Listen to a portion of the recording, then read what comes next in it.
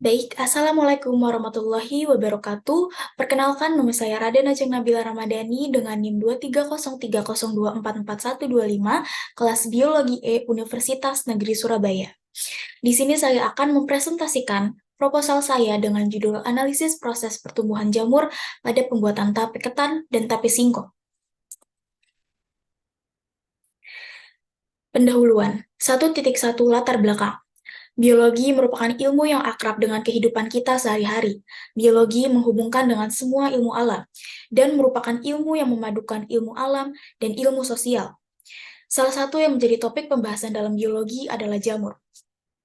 Jamur merupakan tanaman yang tidak memiliki klorofil, sehingga tidak dapat melakukan proses fotosintesis. Untuk menghasilkan makanan sendiri, jamur hidup dengan menyerap bahan organik dari lingkungan. Bahan organik yang dikonsumsi digunakan untuk keberlangsungan hidup dan juga disimpan dalam bentuk glikogen, senyawa karbohidrat. Jamur dapat hidup di berbagai lingkungan, namun mereka biasanya tinggal di daerah yang lembab. Selain itu, banyak juga jamur yang hidup pada organisme atau sisa-sisa organisme laut atau air tawar. Jamur dapat hidup bersimbiosis dengan alga sehingga membentuk lumut, kerak yang dapat hidup pada habitat ekstrim sekalipun, misalnya gurun, kutub, dan lain-lain. Secara alami, jamur memiliki banyak jenis, termasuk jenis jamur Saccharomyces cerevisiae. Jenis jamur yang satu ini aman dikonsumsi karena tidak menghasilkan toksin dan mampu menghasilkan asam laktat. Saccharomyces cerevisiae yang penting dalam pembuatan tape memiliki sifat dapat memfermentasikan maltosa secara cepat atau lendo yeast, memperbaiki sifat osmotolerances atau sweet dog yeast, rapid fermentation kinetics, freeze and thaw tolerance, dan memiliki kemampuan metabolisme substrat. Tape merupakan makanan selingan yang cukup populer di Indonesia. Pada dasarnya ada dua tipe tape, yaitu tape ketan dan tape singkong. Tape memiliki rasa manis dan sedikit mengandung alkohol, memiliki aroma yang menyenangkan, bertekstur lunak dan berair. Sebagai produk makanan, tape cepat rusak karena adanya fermentasi lanjut setelah kondisi optimum fermentasi tercapai, sehingga harus segera dikonsumsi. Maka dari itu, proposal ini dibuat untuk memahami lebih lanjut terhadap proses pertumbuhan jamur pada pembuatan tape. 1.2 Rumusan masalah. Bagaimana pengaruh jamur pada pembuatan tape? 1.3 Tujuan penelitian, yaitu menganalisis pengaruh jamur pada pembuatan tape. 1.4 Manfaat penelitian, yaitu manfaat dari penelitian ini adalah kita dapat mengetahui proses pertumbuhan jamur pada tape, sehingga kita dapat mengetahui pengaruh jamur pada tape. 1.5 Batasan istilah. Adapun batasan istilah untuk membatasi ruang lingkup masalah yang terlalu luas atau lebar sehingga penelitian itu lebih bisa fokus untuk dilakukan. Di antaranya yaitu 1. Penelitian yang diamati yaitu proses pertumbuhan jamur pada tape. 2. Spesies yang diamati yaitu jamur. 3. Tempat terjadinya yang diamati yaitu tape. Kajian Pustaka 2.1 Penelitian terdahulu. Pada tabel berikut, memaparkan beberapa judul penelitian dan hasil penelitian yang telah dilakukan oleh beberapa pengarang. Yang pertama, dengan nama pengarang Slamet Khalid Huda Pase, dengan judul penelitiannya yaitu Analisis Proses Pertumbuhan Jamur pada Tape. Dengan hasil penelitiannya yaitu, dari jurnal tersebut diperoleh ternyata dalam pembuatan tape, jamur sangat berguna, namun juga sensitif dan mudah rusak sehingga harus didiamkan dalam keadaan tertutup dan tidak terkontaminasi oleh udara sekitar agar suhunya tetap, karena akan mengganggu proses pertumbuhan jamur. Yang kedua, dengan nama pengarang Dono Canino, dengan judul penelitiannya Pengaruh Konsentrasi Ragi pada Pembuatan Tape Ketan, dan hasil penelitiannya yaitu 1. Proses pembuatan tape dilakukan dengan berbagai tahapan yaitu penimbangan, pencucian, perendaman, pengukusan, penambahan ragi, dan pembungkusan. Yang kedua, konsentrasi ragi yang terlalu banyak menyebabkan gula sederhana yang dihasilkan selama proses fermentasi akan semakin berkurang. Hal tersebut terjadi karena gula akan diubah menjadi alkohol. Akibatnya, rasa manis pada tape akan berkurang. Yang ketiga, pemeran Pemeran dilakukan pada ruang yang tertutup atau gelap supaya dapat menghasilkan tape ketan dengan kualitas terbaik. Yang ketiga, dengan nama pengarang Rahmit Afriani dan judul penelitiannya yaitu pengaruh konsentrasi ragi terhadap organoleptik tape ketan. Dengan hasil penelitiannya yaitu perbedaan konsentrasi ragi memberikan pengaruh terhadap warna, tekstur, dan aroma tape ketan. Semakin banyak konsentrasi ragi, maka tape ketan akan semakin berasa asam dan berair dengan tekstur yang lebih lembek. Selain itu, faktor lama pemeraman dan jenis ragi juga dapat menentukan keberhasilan proses fermentasi yang dilakukan. Yang keempat, dengan nama pengarang Nina Wahyuni dan Arwin Arif, dengan judul penelitiannya yaitu efektivitas pemberian konsentrasi ragi yang berbeda terhadap hasil tape beras ketan hitam.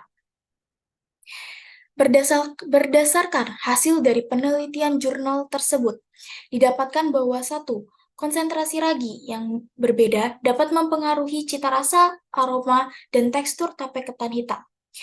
Yang kedua, perlakuan dengan hasil yang terbaik yaitu tape dengan konsentrasi ragi 2,8 gram dengan warna yang menarik, aroma khas, tape yang kurang beralkohol, tekstur lunak, dan sedikit berair, dan rasanya yang manis. Yang kelima, dengan nama pengarang Sahrutullah Dwi, Soelistadiah, dan Lalu Zulfikli. Dengan judul penelitiannya yaitu pengaruh konsentrasi ragi dan lama fermentasi terhadap kadar air, glukosa, dan organoleptik. Dengan hasil penelitiannya yaitu satu, konsentrasi ragi berpengaruh terhadap kadar air dan organoleptik, tetapi tidak berpengaruh pada kadar glukosa tape singkong. Yang kedua, lama fermentasi berpengaruh terhadap kadar air, glukosa, dan organoleptik tape singkong. Yang ketiga, interaksi antara konsentrasi ragi dan lama fermentasi berpengaruh terhadap kadar air, tetapi tidak berpengaruh terhadap kadar glukosa dan organoleptik tape singkong. 2.2 Landasan teori.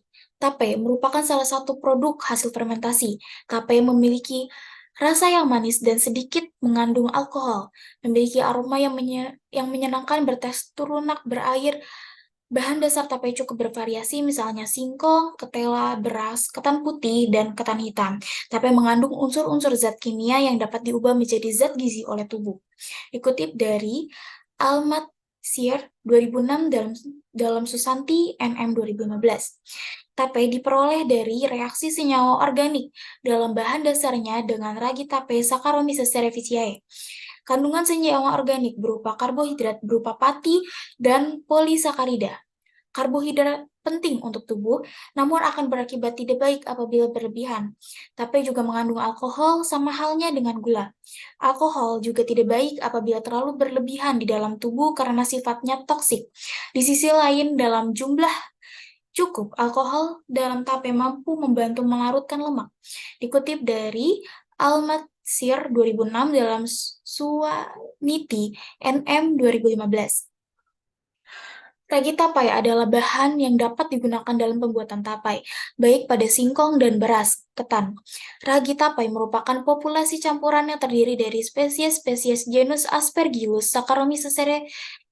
Saccharomyces candida, dan bakteri Actobacter. Genus tersebut hidup bersama-sama secara sinergis. Aspergillus menyederhanakan tepung menjadi glukosa serta memproduksi enzim glukosamilase yang akan memecah pati dengan mengeluarkan unit-unit glukosa. Sedangkan Saccharomyces dan Candida dapat menguraikan gula menjadi alkohol dan bermacam-macam zat organik lainnya, sedangkan Actobacter dapat merombak alkohol menjadi asam. Beberapa jenis fungi juga terdapat dalam ragi tapai, antara lain Chlamydomucorsiae, Musor sp, dan Rhizopus sp. Dikutip dari Dwijo C. Putro, 1988.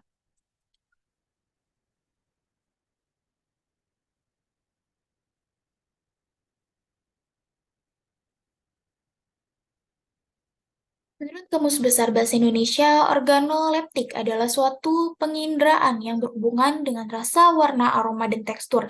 Berdasarkan hasil penelitian, diketahui bahwa terdapat pengaruh jumlah konsentrasi dan jenis ragi terhadap tape ketan. Hasil pengamatan selama 24 jam dan 48 jam menunjukkan bahwa jenis dan jumlah ragi dapat mempengaruhi uji organoleptik pada tape ketan, khususnya pada tekstur dan aroma tape ketan. Fermentasi dipengaruhi oleh beberapa faktor, salah satunya yaitu lama fermentasi. Lama fermentasi yang dibutuhkan dalam proses fermentasi adalah 2-3 hari. Waktu yang sesuai akan menghasilkan tape yang rasanya khas, rasa manis, dengan sedikit asam serta adanya aroma alkohol. Dikutip dari Astawan dan Mita 1991. Semakin lama fermentasi, maka semakin banyak glukosa yang dirombak menjadi alkohol sehingga kadar alkohol yang dihasilkan semakin tinggi. Dikutip dari Setio Hadi 2006. Meningkatnya kadar alkohol yang dihasilkan oleh tape ketan berkaitan dengan fase-fase pertumbuhan Saccharomyces cerevisiae yang dimulai dari fase adaptasi, fase eksponensial, fase stasioner, dan fase kematian. Rasa manis karena perubahan karbohidrat menjadi glukosa sebagai karbohidrat yang lebih sederhana. Sedangkan rasa masam karena dalam proses fermentasi terbentuk asam sehingga semakin lama pemeraman, maka akan terjadi peningkatan kadar alkohol dan total asam. Selanjutnya, metode penelitian. 3.1 jenis penelitian. Penelitian yang saya lakukan adalah penelitian kualitatif yang berupa skema atau uraian data pengamatan secara rinci. 3.2 pendekatan penelitian. Penelitian dengan menggunakan metode kualitatif menekankan analisis proses berpikir secara induktif yang berkaitan dengan dinamika hubungan antara fenomena yang diamati dan senantiasa menggunakan logika ilmiah. 3.3 Sumber data dan data penelitian. Sumber data yang didapatkan melalui data sekunder di mana sumber data suatu penelitian yang diperoleh peneliti secara tidak langsung melalui media perantara, diperoleh atau dicatat oleh pihak lain.